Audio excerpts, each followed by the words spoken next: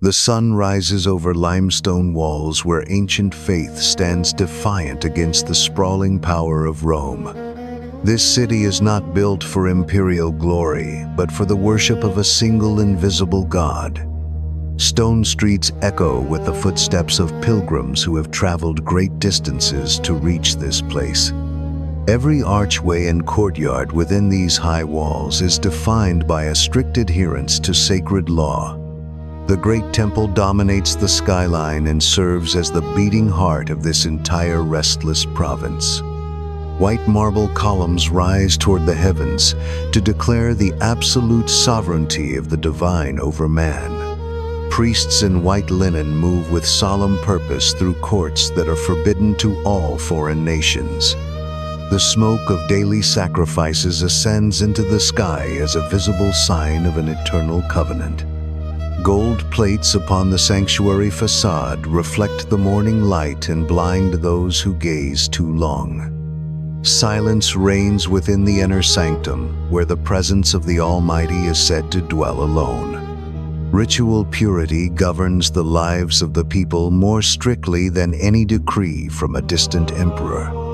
Water flows through ritual baths where the faithful cleanse themselves before approaching the presence of the holy. Scholars debate the interpretation of the law, while common men seek guidance for their daily earthly lives. The rhythm of the week is anchored by the Sabbath, when all labor ceases throughout the city. Scrolls of parchment contain the words that have sustained this nation through centuries of exile and return. Crowds gather in the lower markets to purchase offerings required for the atonement of their many sins.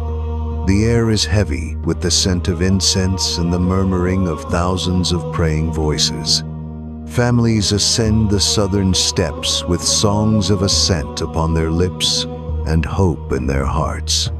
This is a place where the spiritual world presses uncomfortably close against the realm of physical things. Devotion here is not a casual sentiment, but a fierce loyalty that supersedes all other earthly allegiances. Roman soldiers watch from the fortress towers with cold eyes that do not understand this strange devotion. Iron armor gleams in the sunlight as a constant reminder of the military might holding dominion here. The governor resides in his palace while the high priest holds court within the temple chamber walls. Two distinct worlds collide within these gates and create a friction that threatens to spark a fire. Taxes are paid to Caesar, but the souls of the people belong only to the Lord God. The empire demands submission to its order, but this city answers only to a higher celestial authority.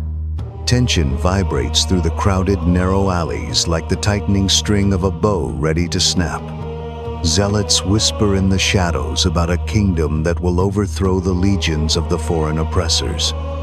Every festival brings a fresh wave of expectation that the long-awaited deliverance is finally drawing near. Peace is maintained by the sword, but true order is kept by the observance of the commandments. There is no room for doubt in a city built upon the certainty of a divine promise. Identity here is forged in the fires of history and tempered by the strict demands of holiness. To live within these walls is to walk under the weight of an immense and ancient heritage. The stones themselves seem to testify to the endurance of a people who refuse to disappear today. Prophets cry out in the streets, warning of judgment, while the wealthy seek to maintain their stability. The uneasy truce between the sacred and the profane cannot endure forever in such a confined space. Faith provides a fortress for the spirit even as the political storm gathers on the dark horizon.